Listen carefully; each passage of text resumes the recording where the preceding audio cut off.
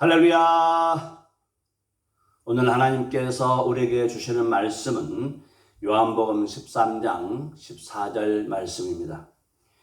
내가 주와 또는 선생이 되어 너희 발을 씻었으니 너희도 서로 발을 씻어주는 것이 옳으니라. 제목은 서로 발을 씻기라. 예수님께서 6월절이 다가오자 이제 주님께서 아버지께로 돌아갈 때가 되었음을 아셨습니다. 그래서 주님께서 마지막 만찬 하시다가 자리에서 일어나셔서 옷을 벗으시고 대야에 물을 받아다가 또 허리에 수건을 들으시고 제자들의 발을 하나하나 씻겨드리기 시작했습니다. 그리고 나서 허리에 두르신 수건으로 제자들의 발을 닦아줬죠. 이제 시몬 베드로의 차례가 되었습니다. 베드로 차례가 되었을 때에 베드로가 완강히 거절합니다. 요한복음 13장 8절 베드로가 이르되 내 발을 절대로 씻지 못하시리이다. 만약 예수님께서 베드로의 발을 절대로 씻지 못하면 무슨 일이 일어날까요? 크게 두 가지 일이 발생하게 됩니다. 하나는 베드로의 죄가 영원히 속죄함 받지 못한다는 것을 말합니다. 여기서 이 절대로라는 단어는 헬라의 의미로 영원히라는 의미입니다. 만약 예수님께서 베드로의 발을 절대로 씻지 않으면 베드로의 죄는 영원히 남아있게 된다는 것입니다. 그리고 또 하나의 의미는 만약 예수님께서 베드로의 발을 씻겨주지 않으면 베드로와 예수님은 아무런 상관이 없다는 말씀입니다. 여기서 이 상관이 없다는 말씀은 바로 상속을 받지 못한다는 의미입니다. 요한복음 13장 8절 베드로가 이르되 내 발을 절대로 씻지 못하시리다. 예수께서 대답하시되 내가 너를 씻어주지 아니하면 내가 나와 상관이 없느니라. 예수님께서 베드로의 발을 씻겨주지 않으면 예수님과 베드로는 아무런 상속을 할 것이 없다는 것이죠. 상속이 할 것이 없다는 것이 무슨 말씀입니까? 바로 천국을 소유하지 못한다는 말씀이 됩니다. 만약 예수님께서 베드로의 발을 씻겨주지 않으면 베드로의 죄는 영원히 있을 것이고 베드로는 천국을 상속받지 못한다는 말씀. 그만큼 예수님께서 발을 씻겨주는 사건이 영적으로 매우 중요합니다. 사랑하는 성도 여러분들, 우리는 주님께서 우리의 발을 씻겨주셨음을 믿습니다. 우리의 모든 죄를 주께서 깨끗하게 영원히 씻어주신 줄로 믿습니다. 또한 우리가 예수 그리스도의 그 속죄 사역으로 인하여 하나님 나라 천국을 우리 주님과 더불어 영원히 누리게 될 줄로 믿습니다. 할렐루야. 이제 베드로가 예수님께서 하셨던 그 말씀의 의미를 깨닫고 주님 내 발뿐 아니라 내 손도 씻어주시고 내 머리도 씻겨주옵소서라고 부탁합니다. 그때 우리 주님께서 무엇이라고 말씀하셨을까요? 요한복음 13장 10절 말씀 예수께서 이르시되 이미 목욕한 자는 발밖에 쓸 필요가 없느니라. 온몸이 깨끗하니라. 너희가 깨끗하나 다는 아니니라 하시니. 이미 목욕한 자는 온몸이 깨끗하다라는 말씀은 이미 목욕한 사람은 그 온몸이 이미 깨끗해졌고 앞으로도 계속 깨끗해져 있을 것이다 라는 의미입니다. 지속적으로 깨끗한 상태에 있다라는 의미가 되는 것이죠. 그런데 한 사람은 예외라는 것이죠. 한 사람 누굽니까? 바로 가룟 유다입니다. 그렇다면 이 제자들이 가룟 유다를 제외한 다른 11명의 제자가 언제 그들의 온몸이 깨끗해졌을까요? 언제 예수님께서 그들의 몸을 목욕을 시켜주셨을까요? 그것은 바로 그들이 예수 그리스도를 믿었을 때입니다. 참 세례의 영적인 의미는 그리스도의 죽으심과 그리스도의 부활에 동참하는 것입니다. 로마서 6장 4절 말씀 보면은 그러므로 우리가 그의 죽으심과 합하여 세례를 받음으로 그와 함께 장사되었나니 이는 아버지의 영광으로 말미암아 그리스도를 죽은 자 가운데서 살리심과 같이 우리로 또한 새 생명 가운데서 행하게 하려 하심이라.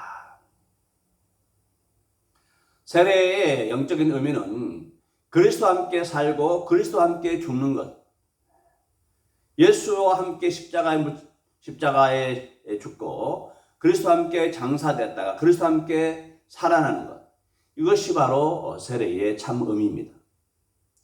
그렇다면 어떻게 이 제자들이 예수님과 더불어 죽고 그와 더불어 살아날 수 있었을까? 예수님께서 제자들의 발을 씻기시는 이 사건 때는 주님께서 십자가를 지시기 전 사건이지 않습니까? 주님께서 십자가 지시기 전에 그들은 이미 온몸이 깨끗해졌다는 것이죠.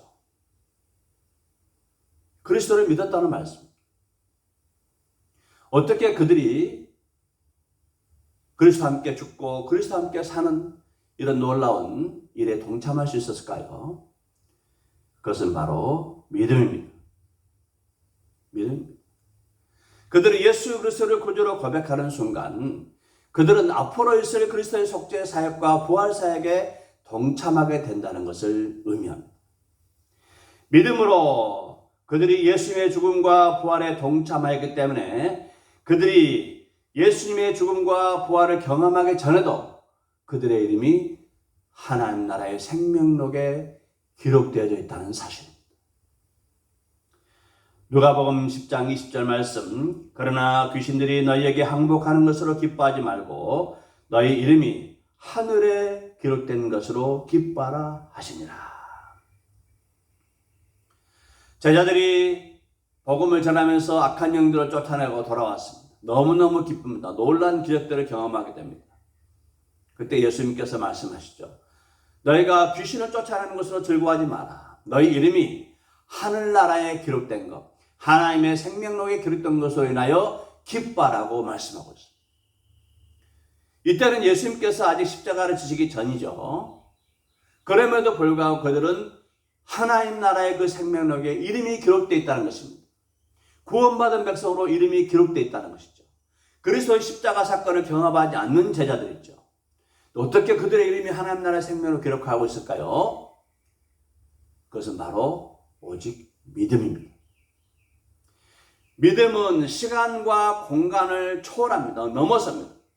비록 그들이 지금 귀신을 쫓아내고 예수 그리스도의 복음을 전하고 예수를 믿고 있지만은 앞으로 있을 그리스도의 속죄와 그리스도의 부활 사건에 믿음을 통해서 그 영광과 그 은혜를 누리게 된다는 것을 말씀하고 있는 것입니다.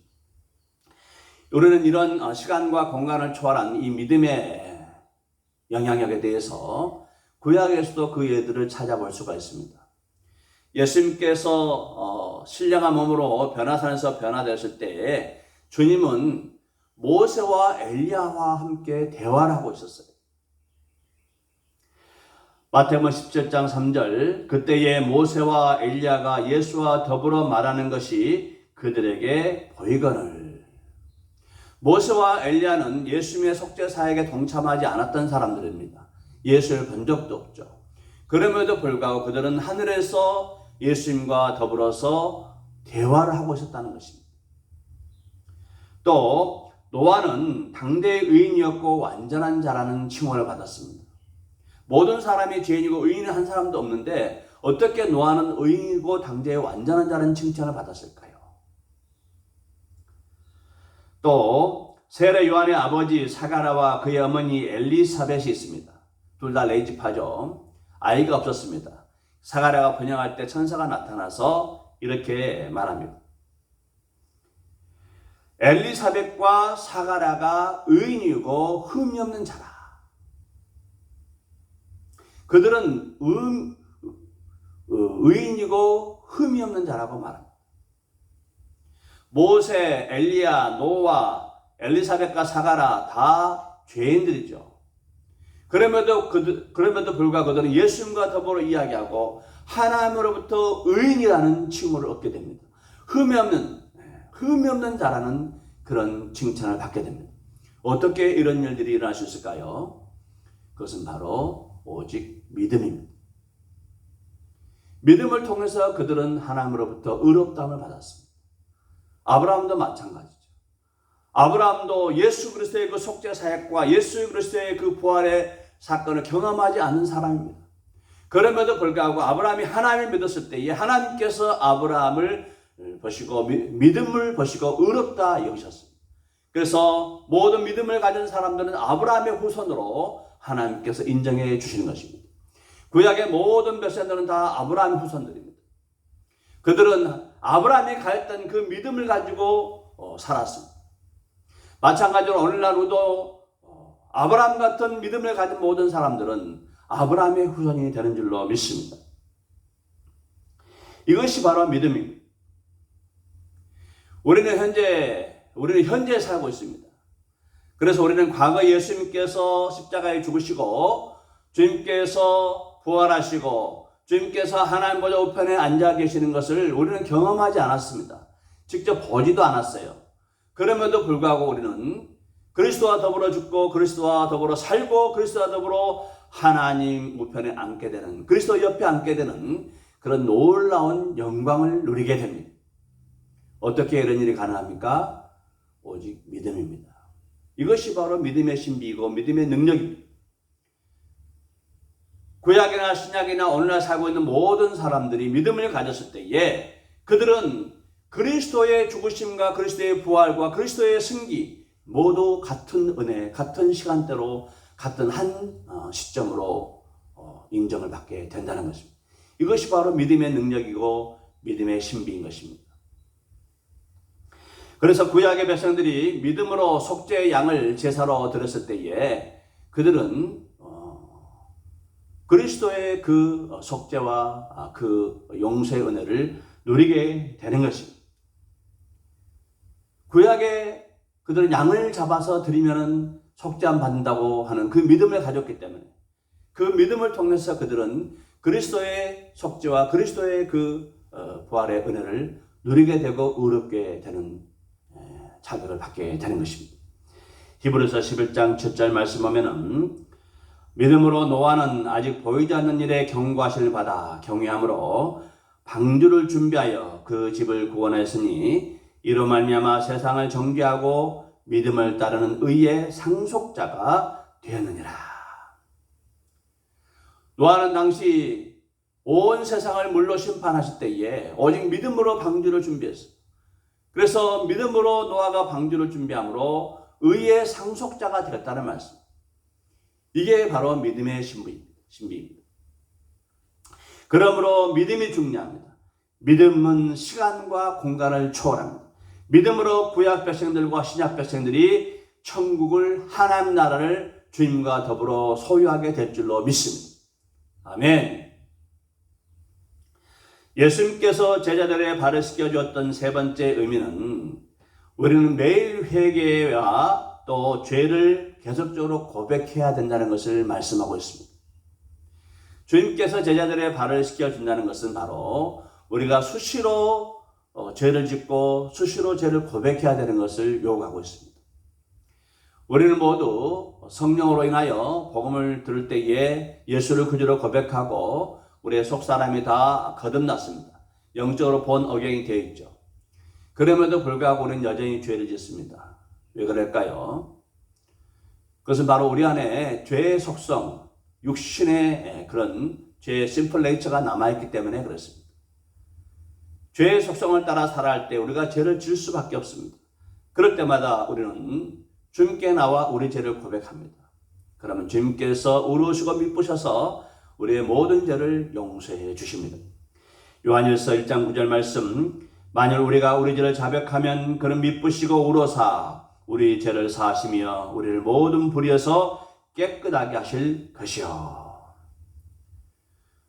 우리가 우리의 죄를 고백하고 우리의 죄를 인정하면은 우리 주님께서는 의로우시고 미쁘셔서 우리를 죄를 깨끗하게 씻겨주시고 우리를 모든 불의에서 깨끗하게 해준다는 말씀. 그러므로는 죄를 질 때마다 주 앞에 나와 회개하고 죄를 고백하고 죄 용서를 구해야 됩니다. 그럴 때마다 우리 주님께서는 신실하셔서 이 약속의 말씀 따라 우리의 죄를 다 용서해 주실 줄로 믿습니다. 마지막으로 예수님께서 제자들의 발을 씻겨 주었던 그 목적은 바로 서로 발을 씻겨주는 것이 우리의 의무가 되기 때문입니다. 의무라는 것입니다. 요한복음 13장 14절 말씀, 내가 주와 또는 선생이 되어 너희 발을 씻었으니 너희도 서로 발을 씻어주는 것이 옳으니라. 여기서 이 옳으니라라는 단어는 오페일레테라는 단어입니다. 이 단어는 의무가 있다, 해야 한다라는 뜻을 가지고 있습니다. 너희도 서로 발을 씻어주는 것이 옳으니라라는 의미는 너희도 또한 서로 발을 씻기는 것이 너희들의 의무다. 너희들이 계속적으로 발을 씻길 의무가 있다라는 의미가 됩니다. 의무라는 것입니다. 계속적으로 서로 발을 씻길 의무를 가지고 있다는 것이죠. 예수님은 제자들의 발을 씻겨주시면서 두 가지 의무사항을 말씀하셨습니다. 하나는 서로 발을 씻겨주는 것은 서로 죄를 용서하라는 것입니다. 죄를 용서하는 것이 의무사항이라는 것이죠. 다른 하나는 서로 발을 씻겨주는 것은 서로 섬기라는 의무입니다. 서로 죄를 씻어주는 것도 의무이고 서로 섬겨주는 것도 의무라는 것입니다. 이것은 하나님 나라 백성들이 가지고 있는 특권이고 권리입니다. 자격입니다. 짐이 아니라 특권이라는 것입니다. 하나님의 제자들이기 때문에, 예수님의 제자들이기 때문에 주님께서 특별하게 주시는 권리 특권입니다. 용서해 주실 수 있는 특권, 또 서로 섬길 수 있는 특권. 그래서 이런 권리와 이런 특권과 의무를 가지고 우리가 서로를 사랑하며 용서하며 덮어주고 또 그들의 허물과 죄악을 씻어줄 때에, 그들을 또 섬겨줄 때에 우리 주님께서 얼마나 기쁘겠습니까? 이것이 바로 우리가 하나님 앞에 드릴 열매입니다. 용서해 주는 것, 서로 섬겨주는 것, 이것이 하나님을 기쁘시게 하는 우리의 열매입니다.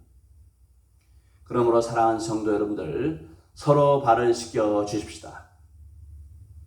서로 발을 씻겨 주십시다. 서로의 죄를 용서하고 서로 섬겨 주십시다. 우리 주님께서 우리가 서로 용서하고 서로 섬겨주는 그 모습을 보고 얼마나 기뻐하시겠습니까? 주께서 그 모습을 보시고 여러분의 필요한 모든 것들을 다 공급해 주실 줄로 믿습니다. 주께서 놀라운 은혜로 여러분과 천국에 갈 때까지 동행해 주실 줄로 믿습니다. 아멘.